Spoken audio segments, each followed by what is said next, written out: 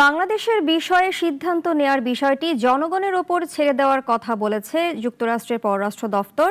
পাশাপাশি এক্ষেত্রে নির্বাচন, গণতন্ত্র এবং মানুষের সম্পৃক্ততার কথাও স্মরণ করিয়ে দিয়েছে। ব্রিফিংয়ে বাংলাদেশে ইসলামী সন্ত্রাসবাদ নিয়ে এক প্রশ্নের উত্তরে এ কথা বলেন পররাষ্ট্র দফতরের মুখপাত্র ট্যামি ব্রুস। ওয়াশিংটনে নিয়মিত সংবাদ সম্মেলনে গতকাল মার্কিন পররাষ্ট্র দপ্তরে কথা বলেন মুখপাত্র ট্যামি ব্রুস। বাংলাদেশে ইসলামপন্থী উগ্রবাদ, বিক্ষোভকারীদের প্রকাশ্যে লাদেনের ছবি প্রদর্শন, কেএফসি, কোকাকোলার মতো মার্কিন ব্র্যান্ডের বিরুদ্ধে আগ্রাসন ও ইহুদি বিদ্বেষের বিস্তার নিয়ে প্রশ্ন করেন এক সাংবাদিক। জবাবে ট্যামি ব্রুস জানান, বাংলাদেশের বিষয় নিয়ে যুক্তরাষ্ট্র প্রায়ই কথা বলছে। সুনির্দিষ্ট কোনো একটি বিষয়ের ক্ষেত্রে আগের পথই অবলম্বন করবে যুক্তরাষ্ট্র।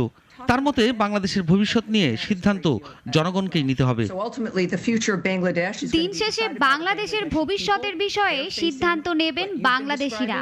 তারা যেটা মোকাবেলা করার কথা আপনি বর্ণনা করেছেন এবং অন্যান্য বিষয়ে আমরাও প্রতিবেদন দেখেছি এবং নির্বাচন গুরুত্বপূর্ণ। আমি বারবার একই কথা বলতে চাই না, তবে এটাই সত্য। তিনি যুক্তরাষ্ট্রের পার্লামেন্ট সদস্য ও সাবেক প্রধানমন্ত্রী শেখ হাসিনার ভাগ্নি টিউলিপ সিদ্দিকীর বিরুদ্ধে দুর্নীতির দায়ে গ্রেপ্তারি পরোয়ানার বিষয়টি আলাদা করে উল্লেখ করেন।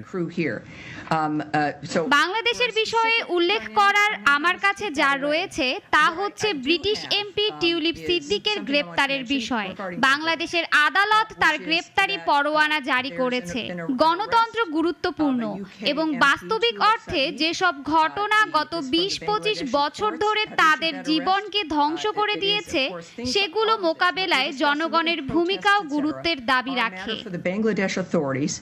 বাংলাদেশে ইসলামী উগ্রবাদ নিয়ে প্রশ্ন শেষ করার আগেই প্রশ্নকারী সাংবাদিককে থামিয়ে দিয়ে পররাষ্ট্র দপ্তরের মুখপাত্র সুনির্দিষ্ট এসব প্রেক্ষাপটকে দূরে রাখার কথা জানিয়ে দেন। সাইফুল শাহীন, নাগরিক, ঢাকা।